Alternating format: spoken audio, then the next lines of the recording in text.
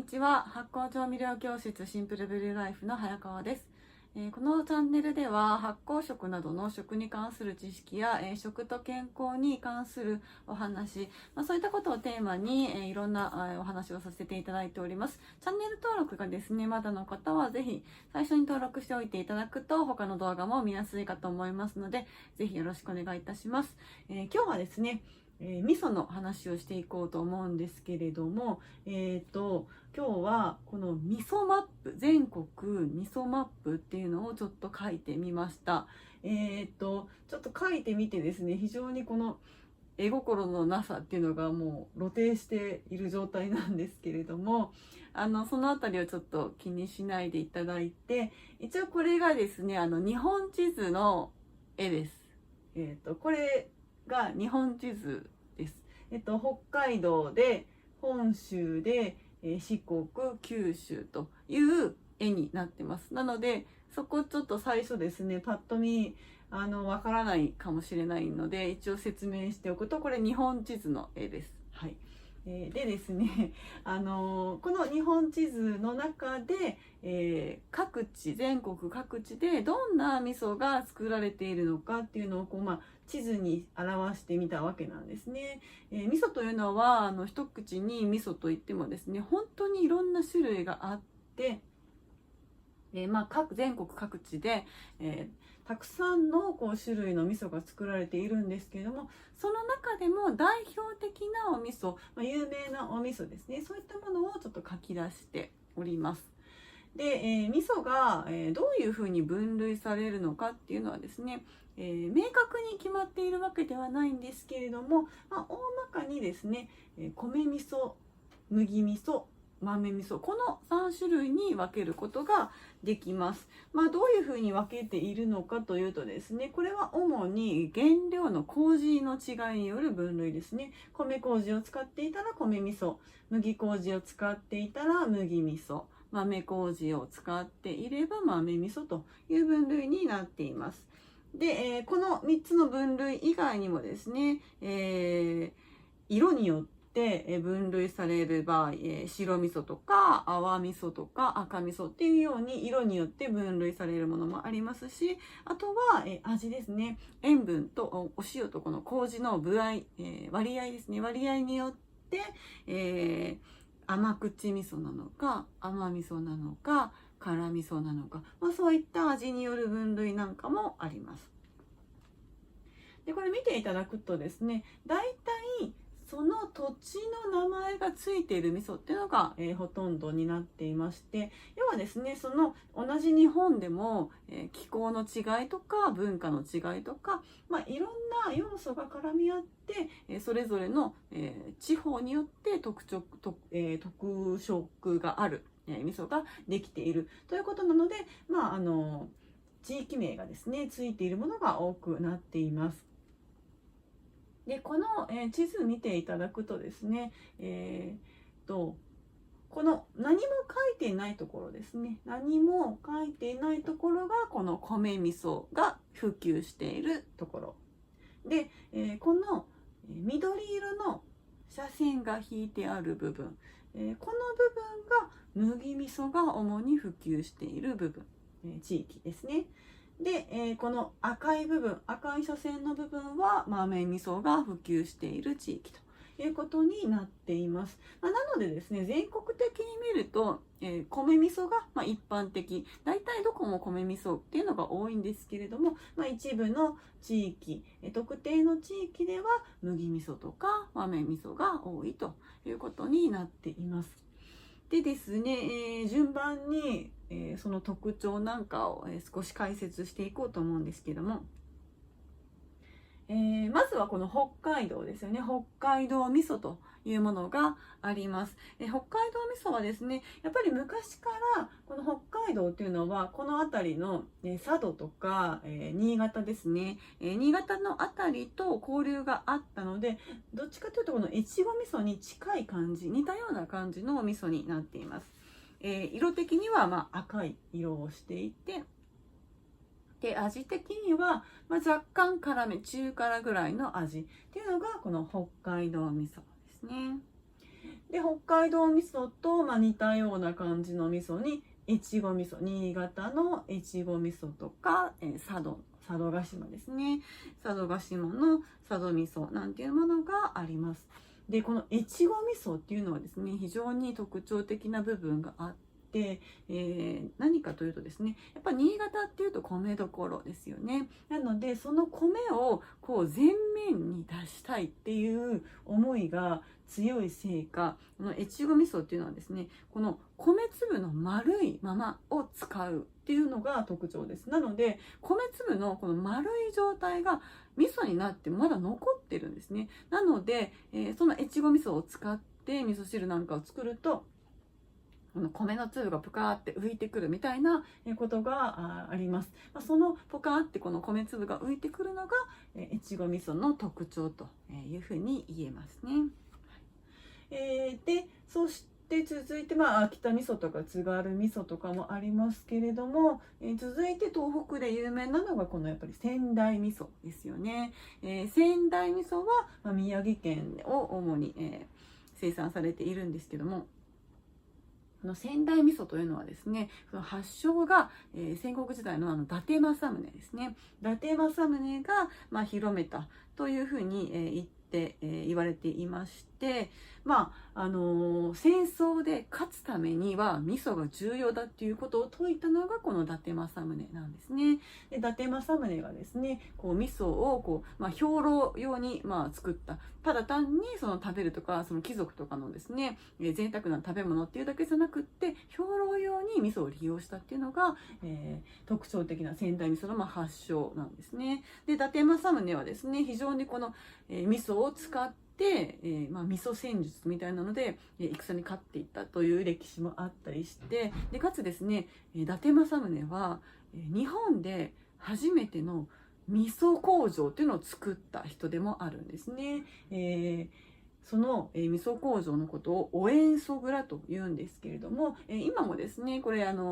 宮城県にお塩素蔵の跡地っていうのが残っています。なので、伊達政宗っていうですね、これ意外かもしれないんですけれども、実はこう日本で初めての味噌工場を作った戦国武将でもあるんですね。はい。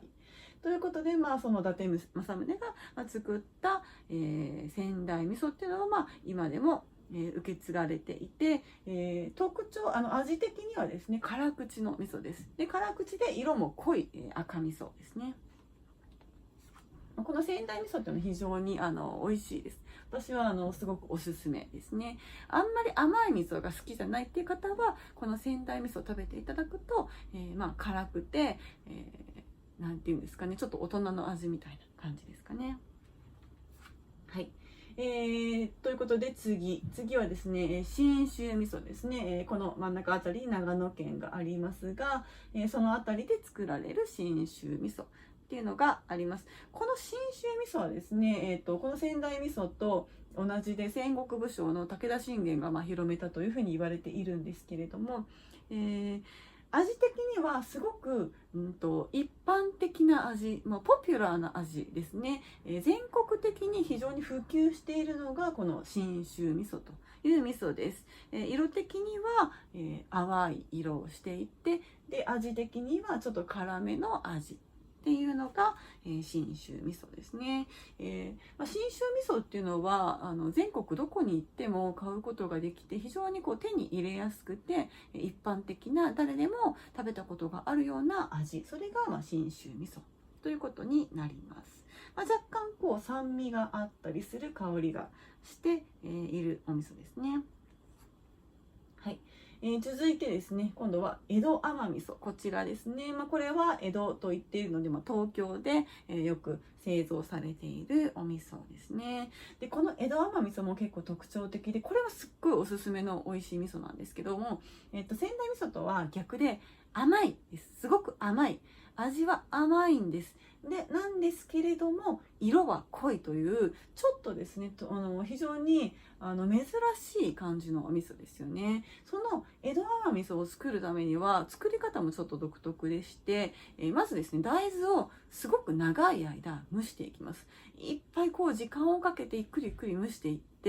ですごく時間長く大豆を蒸すので、大豆自体がもう抹茶っ茶の色になっているんですね。メイラード反応がもう蒸している状態でいっぱい起きていて、もう抹茶っ茶の状態になった大豆から仕込むということをしていくので、色がもともと濃いです。で、麹具合的には麹がすごく量多く入ってるんですね。なので味的には甘いです。で、かつ熟成期間がめちゃくちゃ短いんですよ。江戸甘味噌って本当に数週間、1週間2週間とかで作っちゃうぐらい短いです。なので、味的には麹が多くて甘いで、熟成期間が短い、なんですけれども、色は白くなくて色は濃いというですね、ちょっとその味噌の常識を若干覆しているような感じの味噌がこの江戸甘味噌なんですね。通常だったら熟成期間が短いと、味噌の色ってそんなに茶色くならないので白いんです。白くて、味が甘いっていうのが、この白味噌っていういわゆるですね白味噌っていうやつになるんですけれども、江戸甘味噌の場合は、麹の量がめちゃくちゃ多くて熟成期間もすごく短いのにもかかわらず、最初に大豆を長時間蒸して色を濃くしているので、色が濃くて味は甘いというですね、不思議な感じの味噌なんですね。非常に光沢のあるツヤのある赤褐色をしていて、見た目も綺麗ですし、味もすごくですね、濃厚な甘さがあって、なんていうんですか、深みがある甘さっていうのが、ありますので、甘い味噌が好きっていう人はぜひですね、この江戸甘味噌を試してみていただきたいなというふうに思います。はい。ということで、続いて次はこの東海豆味噌ですね。この東海豆味噌というのは、この部分だけです。今まで全部この米味噌だったんですけど、今度豆味噌ですね。この豆味噌っていうのはこの赤い部分、東海地方でしか作られていないお味噌です。東海地方っていうと、愛知県、三重県、岐阜県、この3県ですね。この3県でしか作られていないし食べられていないっていう珍しい、味噌がこの豆味噌、東海豆味噌ですね。よく八丁味噌なんていうふうにも、言われたりします。大豆が主豆麹を使っているお味噌ですね。で、色が非常に濃くてですね、もうなんていうんですかね、茶色っていうよりかは焦げ茶かも黒に近いみたいな色をしています。で、赤だしの元にもなるわけなんですけれども、色的には非常に濃い色をしていて、味も濃厚です。で、濃厚で、特徴的なところはやはりこの旨味がものすごく多いというところですね。非常にこの旨味がたっぷり入っていて、濃厚な味わいで、若干苦味もあったりしてですね、特徴が強い、地域色が強い、お味噌っていうのがこの東海豆味噌ですね。私も出身が岐阜県なので、この東海豆味噌ってこれを小さい頃から当たり前のように食べてきたわけなんですね。なんで、やっぱりお味噌といえばですね、豆味噌っていうのが美味しいと思うし、お味噌汁って言ったら赤だしっていうのが、非常に定番というふうになっています。そんな感じでやっぱりですね、生まれた地域、育った地域によって自分が定番になっている味噌って実はあるんですよね。地域によっては全く特徴がないっていう地域もあったりはするんですけれども、こういう東海とか、九州とかこの東北の方とか、独特な文化を持っている地域に住んでいると、その自分が育った地域の味噌っていうのがやっぱり、味噌イコールその味噌みたいな感じになっていることが多いんじゃないかなというふうに思います。はい、ということで続いていきますけれども、これちょっと白味噌のところ書いてないんですが、関西地方っていうのは、関西の白味噌っていうのが多いですね。米麹の割合が多くて熟成期間が短くかつ色が白いという、一般的に白味噌と呼ばれるものは、関西のこの辺りですね。関西地方は白味噌っていうのが多いですね。短期熟成型と呼ばれている、お味噌です。はい。そしてですね、次この瀬戸内の方に行きますと、今度はこれ麦味噌圏に入ってきます。麦味噌ですね。この緑色の部分っていうのは、麦味噌が多く使用されている地域なんですね。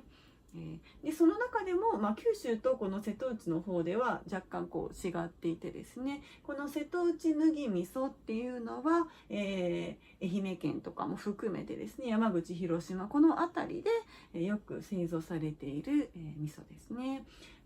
この九州の麦味噌とこの瀬戸内の麦味噌って、違いがちょっとあるんですけど、やっぱりこの辺りはこの米味噌圏との境目になっているので、若干混じり合っているみたいなところがありますね。で、その中でもこの愛媛県の、麦味噌っていうのはですね、こっちの、山口とか広島の方に比べると、麦麹の割合が高いっていうのが特徴的です。麦独特の香りがすごくしてくるんですよね。いかにも麦っていう香りがしてくる、こっちの味噌に慣れている方にとっては麦味噌ってなんだかこれ本当に味噌なのっていうぐらい、味的にもすごく甘いですし、独特なこの麦の香りがしてくるっていうのが、すごく違和感を覚えるような、味噌ですよね。なんでこっちの米味噌圏とかの人がこう麦味噌を食べると何これっていう風にすごく違和感を覚えるんですけど、でもこの辺りで生まれ育っている方にとってはこの麦味噌っていうのが定番一般的だということになるんですね。はい、そして最後のこの九州のあたりの麦味噌ですね。でこれやっぱり九州の方も麦麹の割合が非常に高いです。で九州でもやっぱり広いので北部と南部でちょっと若干違ってきたりしていまして、北部の方では、麦独特の香りするんだけど辛口の、味があったりします。全体的にはですね、やっぱり麦味噌というともうすごい甘ったるいっていう感じの、甘い味なんですけど、北部に行くと若干辛い味噌とかも、麦味噌で存在しているということですね。この麦味噌のこの甘ったるい甘さとこの江戸甘味噌の甘さっていうのもなんかちょっと全然違うタイプの甘さなんですね。なのでもしかしてこの甘い味噌があんまり得意じゃないとか、麦味噌あんまり得意じゃないっていう方でも江戸甘味噌だと美味しいっていうふうに思う、かもしれないですね。はい。麦味噌っていうもの自体がなんていうか変わった味がするっていうふうに感じる方の方がやはり多いと思うので、そうですね、食べやすいかどうかっていうと、やっぱりこの麦味噌っていうのは食べやすくはない。やっぱり米味噌っていうのは、食べやすいというふうに言えるんじゃないかなと思います。豆味噌もそうですけどね、米味噌に慣れている人っていうのはやっぱり豆味噌って何この味みたいな、何この色っていうふうに思う、じゃないかなというふうに思います。はい。ということでですね、ざっくりとこんな感じで全国にはもうその各地のですね、その土地土地によっていろんな種類いろんな特徴を持ったお味噌が、存在していて、でかつですね、やはりこの地域のその地域の、名前がついているっていうことがあります。北から南までですね、広範囲でお味噌というのは作られて、いまして、いろんな味噌がある。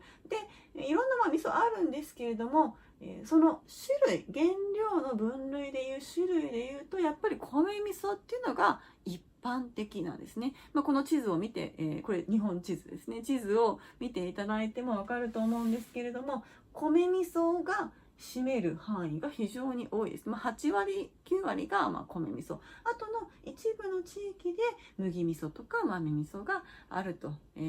いうことなんですね。はい。やっぱりこの九州のあたりとかは米があまり取れないんですね。米があまり取れない地域なので、代わりに麦を使ったっていうこともありますし、農家の方がですね、自家用として自分たちで食べる用として、たくさん麦を取れますので、そのたくさん取れる麦を利用して、お味噌を作っていた。